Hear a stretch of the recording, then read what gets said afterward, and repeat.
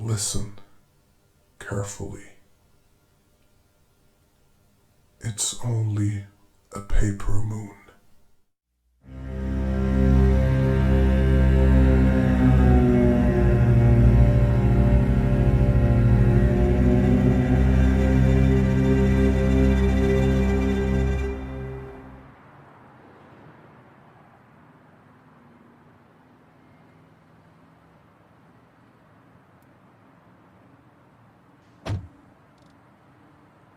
It's just another workday in Tokyo. The driver doesn't know what to expect today. He only knows that he will pick up a woman.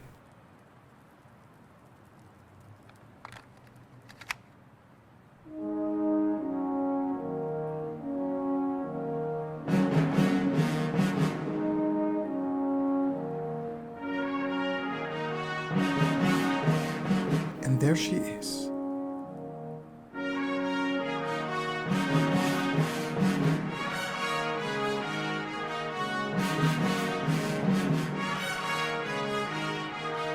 She hops into his car, looking like she's got the weight of the world on her shoulders.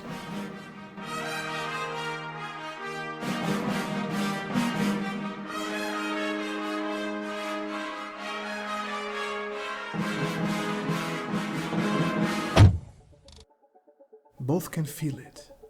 Something is up. This is not a regular taxi ride. She's about to step into a world she has never seen before.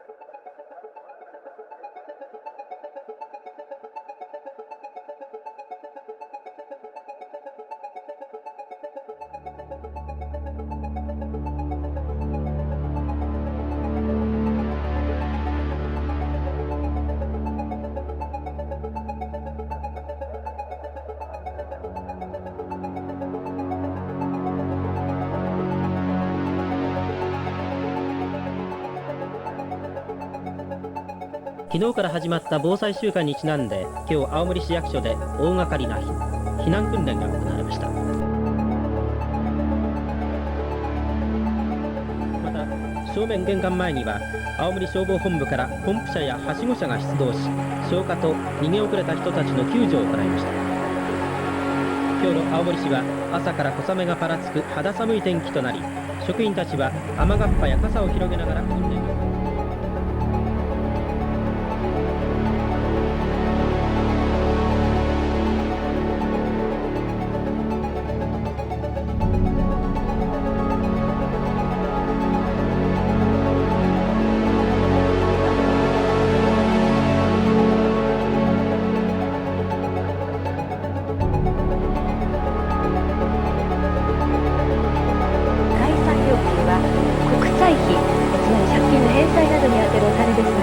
国債費が大幅に増えたことから一般から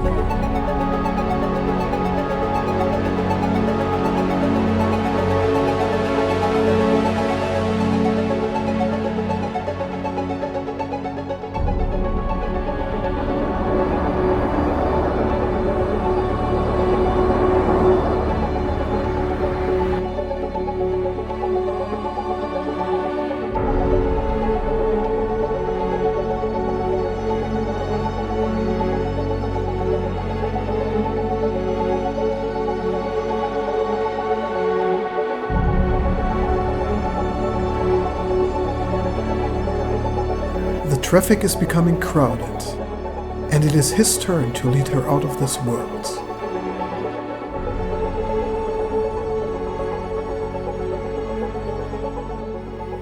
He is leading her to an escape out of this traffic jam, down an emergency ladder out of this highway.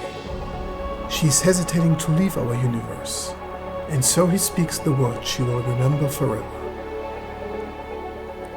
Things are not what they seem. But don't let appearances fool you. There's always only one reality.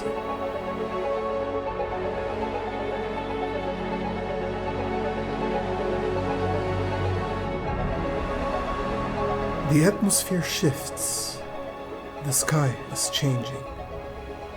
The woman called Aomame Masami enters a new world and starts an adventure she will never forget.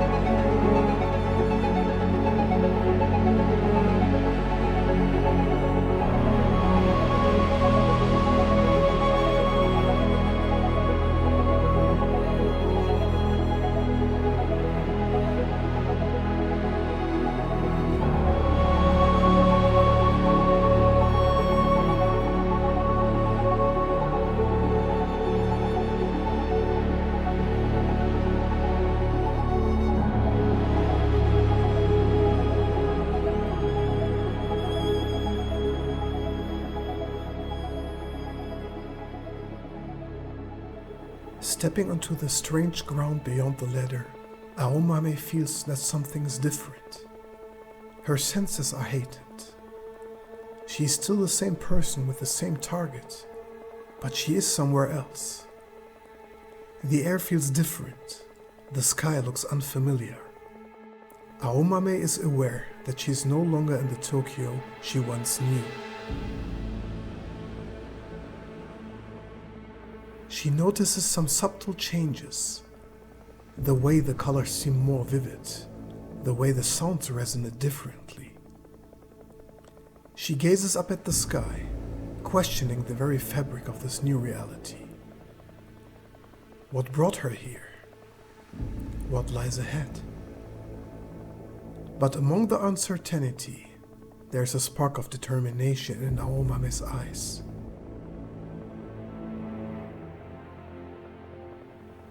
She's not one to be overwhelmed by the unknown. Her mission, whatever it may be, drives her forward. In the hidden corners of her mind, Aomame prepares for her secret job.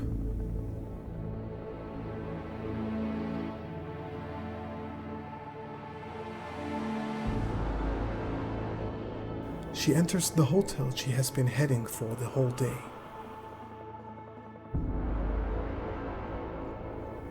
Aomame moves through the lobby like a phantom, her steps calculated. Her presence unnoticed by the unsuspecting guests.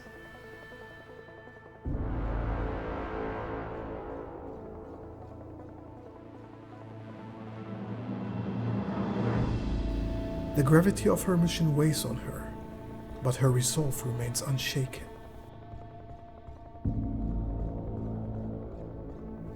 This is the path she's chosen.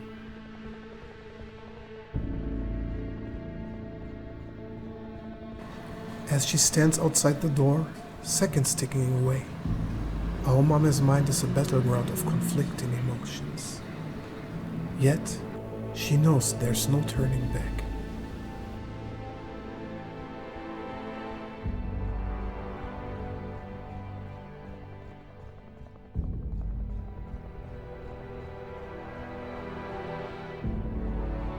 She's the instrument of fate, the one who must execute justice when the conventional system fails.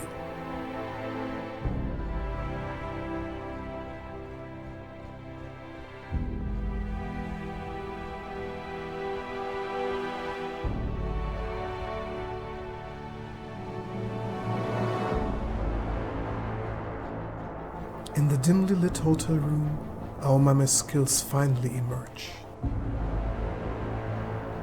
Swift and silent, she moves with deadly intent. She looks different. The man doesn't know who she is. The man doesn't even know what will happen to him. And before he can even turn around, a small needle moves into his skin.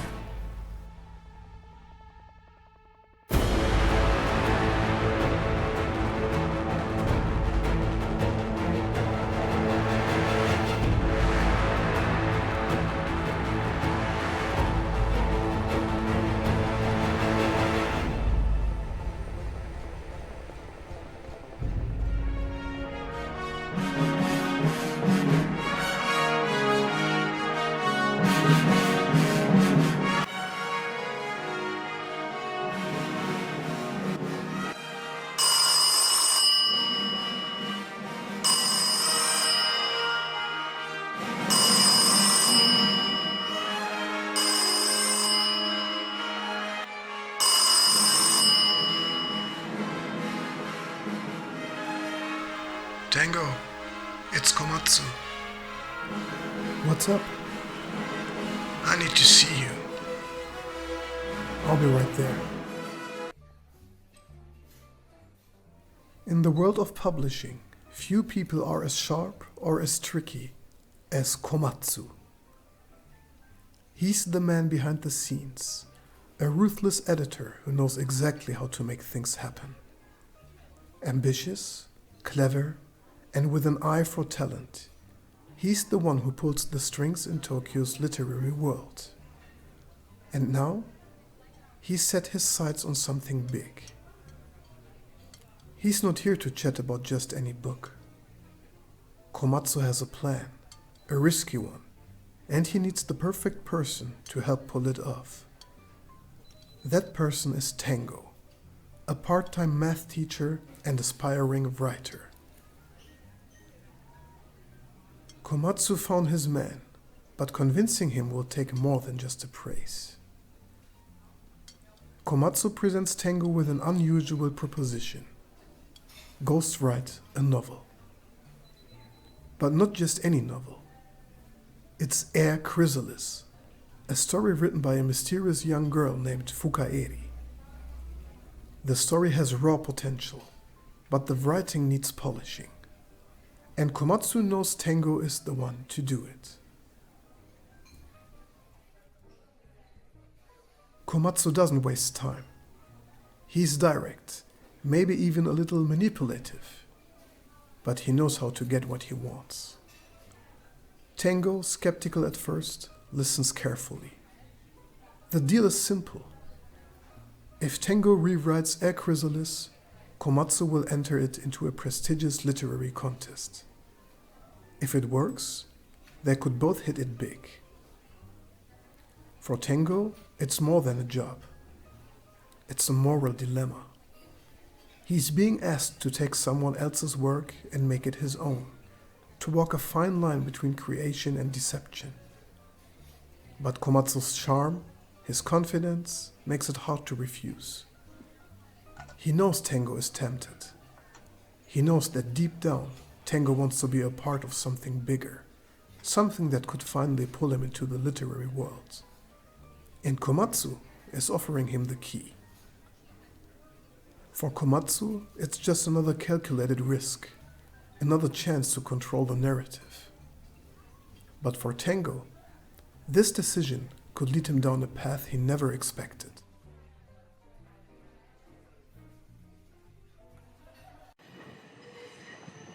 The streets of Tokyo buzz around him, but Tengo's focus is elsewhere. He knows that tonight, he'll have to dive straight into the book.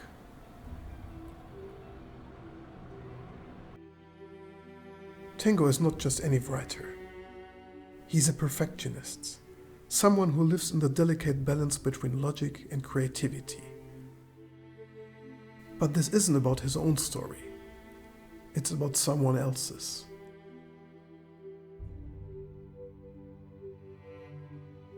A story that feels both incomplete and powerful at the same time.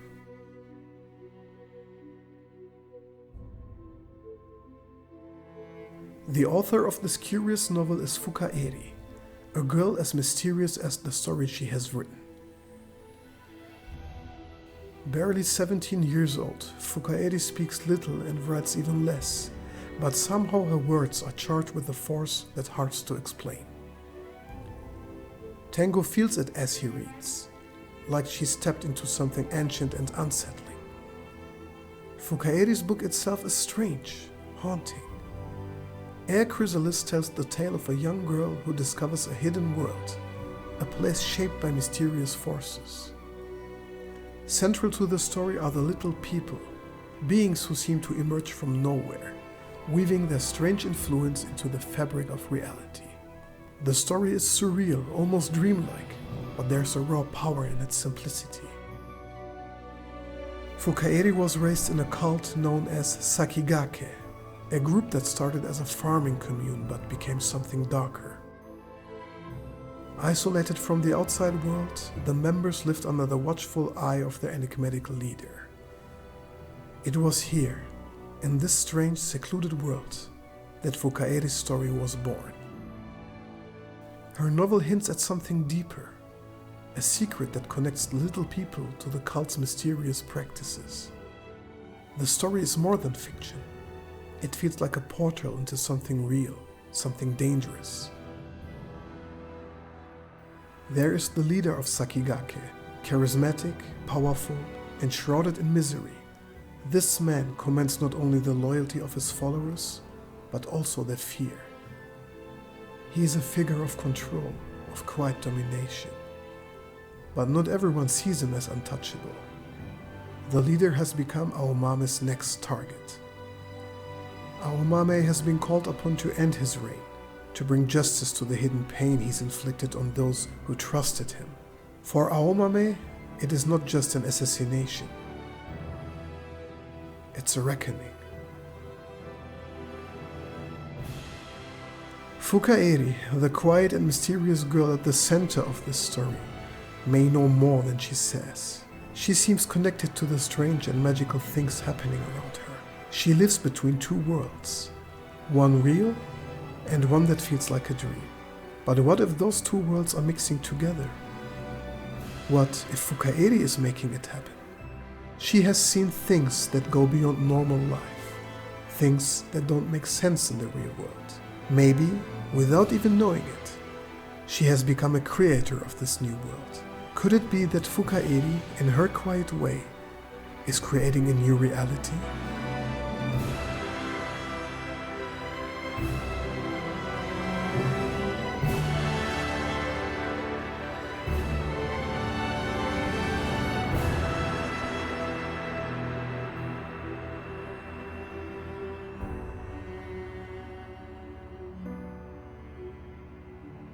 Aomame has just completed her most dangerous task yet, the assassination of the leader of Sakigake. His death was necessary, but it came with a cost. Her destination is a place few people know about. It's the home of the Dowager, a woman of wealth and power who operates from behind closed doors. It's a widowing house, a place where women, hurt and broken by men, come to heal and to find refuge. The Dowager has made it her mission to protect those who cannot protect themselves, and Aomame has been her silent weapon. "You can see her now," says Tamaru, the Dowager's loyal bodyguard. The lady knows that Aomame's mission has drawn the attention of dangerous forces. The death of the leader will not go unnoticed. She believes in Aomame's strength and in Tamaru's loyalty. Together, they will move carefully, quietly, ensuring that Aomame can disappear before the storm arrives. Aomame must now hide. The leader's followers will come looking for answers. Tamaru will ensure Aomame's safety and arranges her move into an anonymous apartment.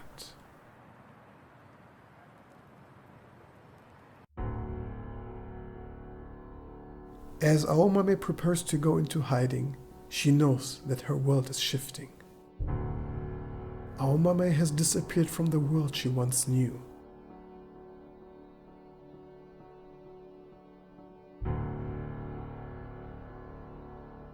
The isolation leaves her with too much time to think about the mission, about the strange new world,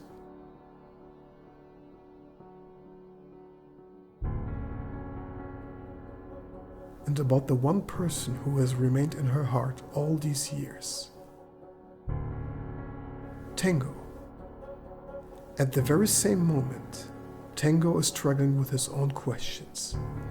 The story feels too real, too connected to something larger. Needing a break from the confusion, Tango steps out into the night. He walks without direction, just wanting to shake the feeling that the story and reality are becoming intertwined. It is as if the words on the pages of Air Chrysalis are speaking to him about the world he's living in, but the meaning slips through his fingers.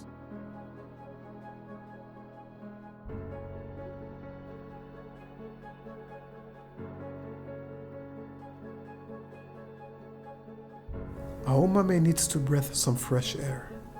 Her thoughts are on Tengo, the boy from her past who has never truly left her mind. They shared something deep and unspoken when they were young. And now, in this new world, she feels a strange pull toward him, as if their fates are somehow linked. Aomame steps out on her balcony. Tango arrives on a quiet playground. And as both are looking up in the sky, they notice something different.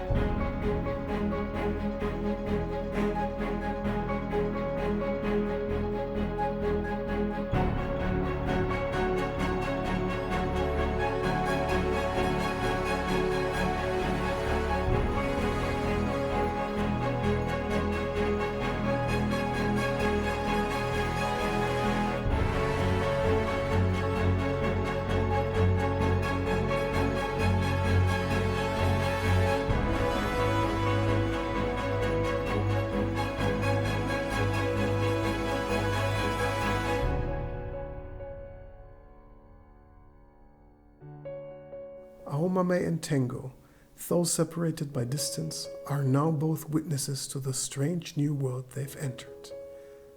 The world may have changed, but some connections, like the one she shared with him, remain constant, quietly swaying into the background of her life.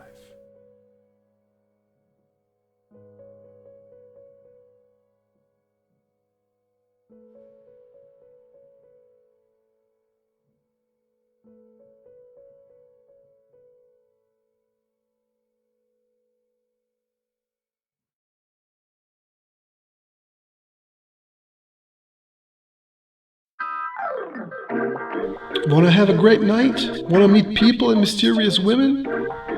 Want to listen to jazz? Come to Peter Cat. Drink whiskey. Listen to music, think about life, meet the owner, and have a wonderful night at Peter Cat.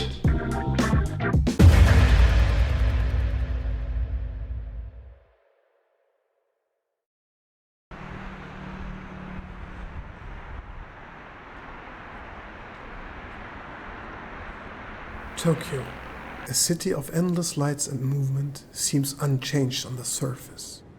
But if you look up, you'll see that something is different. In this world, 2 moons now hang in the sky.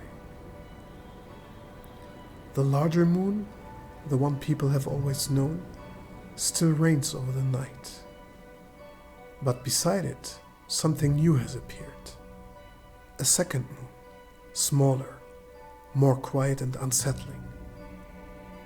Its green glow changes the way the city feels, a reminder that Tokyo has slipped into a different kind of reality. For most of the city, life goes on as if nothing has changed. The trains still run, the neon signs still flicker, and people move through their routines. But for those who notice the second moon, it is a sign that something deeper is at play. A shift in reality itself. It is a silent witness to the new world they have unknowingly entered. 1Q84. The 2 moons in the sky are more than just symbols of a changed world. In many ways, they reflect the lives of Aomame and Tengo, 2 souls, moving through the same reality yet always slightly apart. Tango, the strong and big moon, and Aomame, which means green peace in Japanese. During the story, Aomame has several affairs with different women. Aomame wonders if the connections she made are like the moons themselves, bright and beautiful, yet often out of reach. Tengo still tries to understand a chrysalis. He thinks of the stories that bind him to Aomame, their separate lives merged like the path of the 2 moons. In a world shifting around him, there are constants in his mind, guiding him through the darkness as he seeks to understand not just the story he's writing, but the story of his own heart. And so he watches the sky to explore his heart.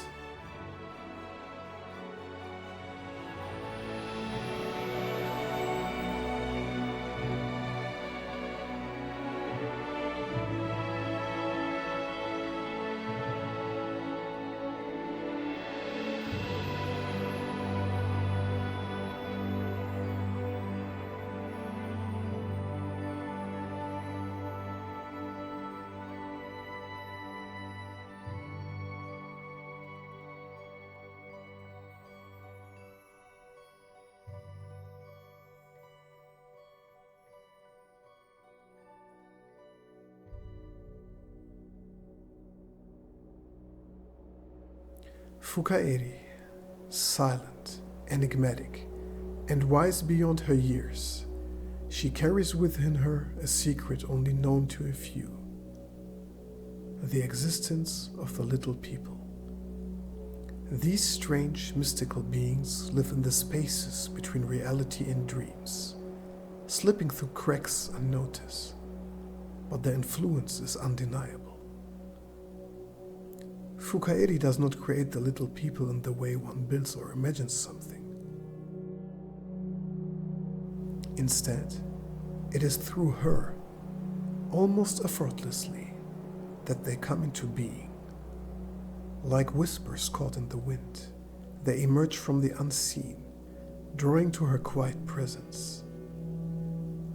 They are born not from intention, but from the strange energy that surrounds her, a link between worlds. The little people are not creatures of good or evil. They simply are symbols of the hidden forces that shape lives. They move silently, weaving through the fabric of this alternate reality, their intentions unknown, their presence a reminder of how little control we have over the mysterious forces of the universe. For Fuka-Eri, the little people are neither friends nor enemies. They are part of her world, and she, part of theirs. They exist in tandem, as if sharing an unspoken agreement. Their meaning?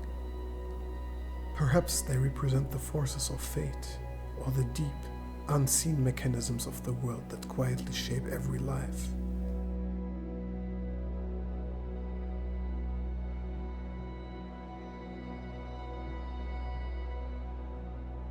Maybe they are a reminder that not everything can be explained or understood.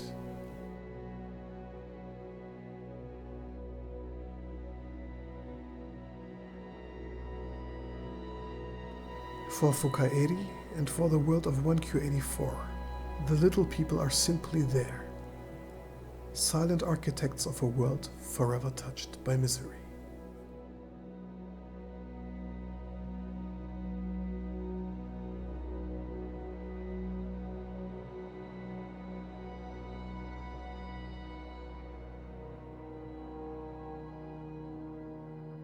Aomame's life has been filled with struggles. As a child, she grew up in a strict religious household. Her parents were devoted to their faith, forcing Aomame to follow their rules without question. She felt trapped, always out of place, unable to fit into the life they wanted for her. Aomame's path wasn't just shaped by her strict childhood. It also led her to a secret, dangerous job. As a child, the control her parents tried to exert over her made her feel powerless. But as she grew up, she found a way to reclaim that power in her own life. From a young age, Aomame rebelled against the path set for her. She broke away from her family and began living life on her own terms. After leaving her family, Aomame trained herself to be strong. She took up martial arts, learning how to fight and defend herself. This strength became a source of control, something no one could take from her. It gave her the confidence she needed, even in the most dangerous situations. But as she found her own way, she carried the scars of her childhood, always searching for control, always needing to stay strong. Her secret job as an assassin allowed her to take control in ways she never could as a child. Working for the Dowager, Aomame eliminated men who abused and hurt women, bringing justice where the law could not. In every mission, she felt a quiet satisfaction, knowing she was using her skills to protect others. In her mind, each task was a way to right the wrongs she saw around her. A fight against the kind of control and power that once held her captive. Her past, full of helplessness and restrictions, now fueled her drive to make sure no one else would be trapped like she was.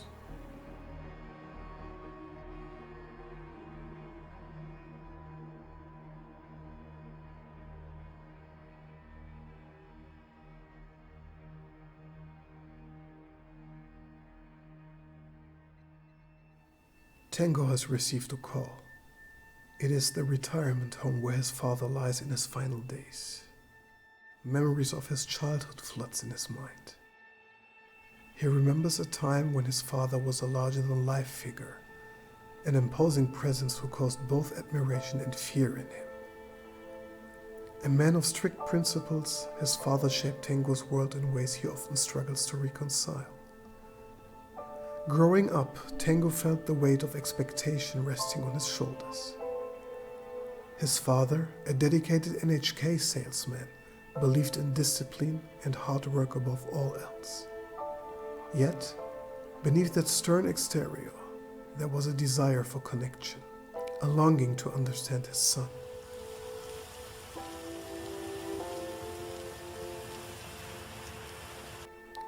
Arriving at the retirement home, Tango's heart is heavy with the knowledge of what is to come. The walls here are lined with stories of lives lived, and now he must confront the final chapter of his father's story. As he approaches his father's room, he feels a mix of anxiety and determination.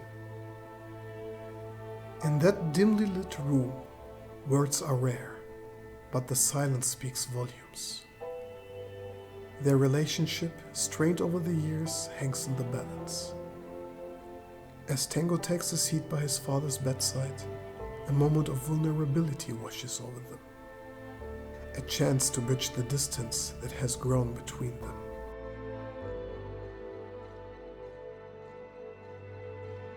In those final moments, a peace begins to settle. They share a few simple words, no longer bound by pride or regret, but by the shared humanity of father and son. Tango reaches out, grasping his father's hand, a silent acknowledgement of their bond.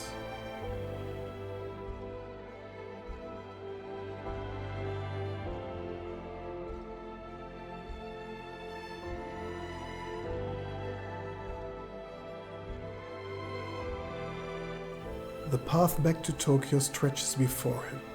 With each step, Tango feels a renewed sense of purpose, as if the very act of returning to the city is a way to honor the past while embracing the unknown.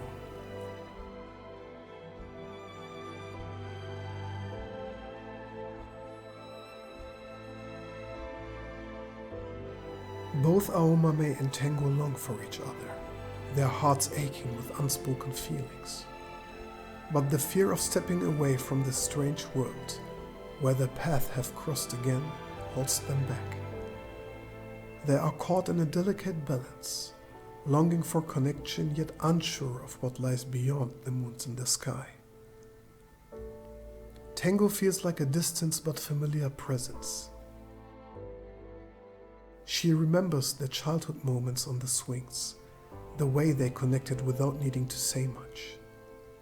In this new reality, Aomame feels a mix of hope and fear. What if they are never reunited? What if she leaves this world and never sees him again? Tango feels a strong pull toward her, a connection that seems to transcend the strange world they are in. Yet, there is a fear that keeps him rooted in 1Q84.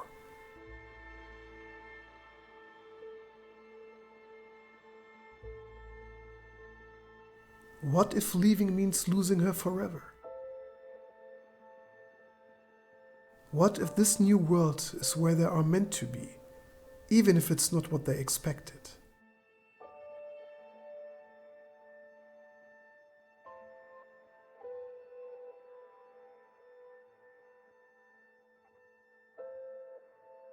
But before they can leave, there is another danger that needs to be stopped.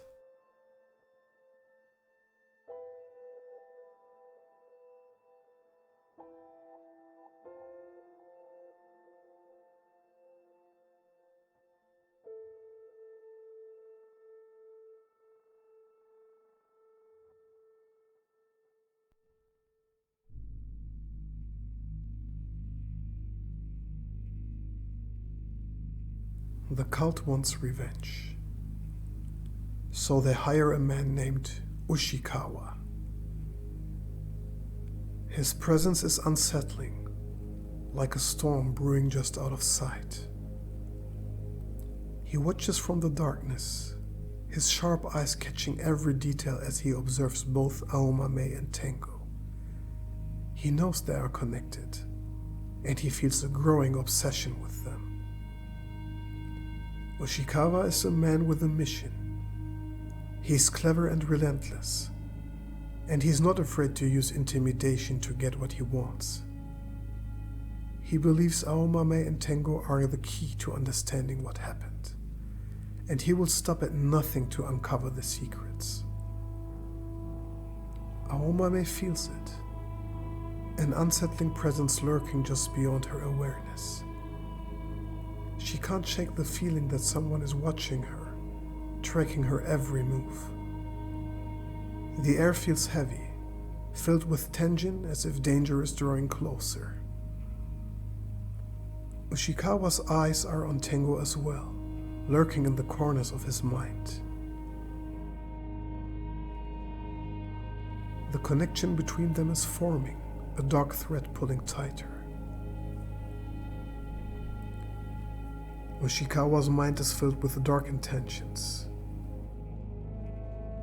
He knows he has the power to disrupt their lives. With every moment that passes, he inches closer, ready to strike when they least expect it. Aomame and Tengo are caught in a web they can't see, and Ushikawa is the spider, waiting patiently to pounce.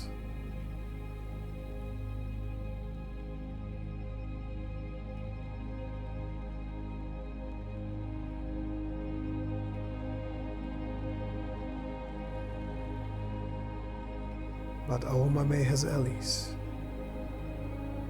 Powerful allies. People that think of her. People who never forgot her.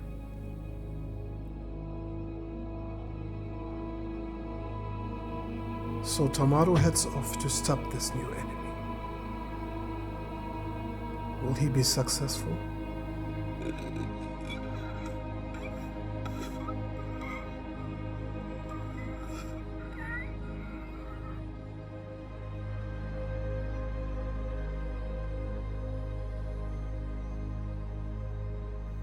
Aomame feels the tension building inside her. She can't stay hidden any longer. The weight of fear and uncertainty pushes her forward. Tonight, she will escape. Tengo has enough. He knows he must find Aomame. The air is thick with tension as he races through the streets. Every second counts. She knows Ushikawa is close.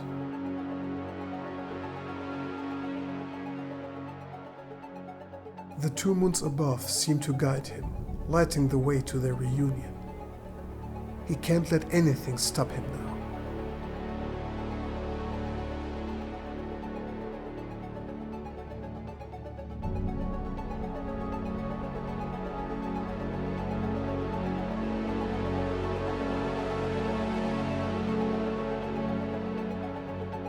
Aomame runs, the city flashing by in a blur. Her breath comes in quick gasps as she navigates the shadows, fear and hope driving her forward. She can almost feel Tengo's presence, like a beacon pulling her closer. She knows they need to find each other before it's too late.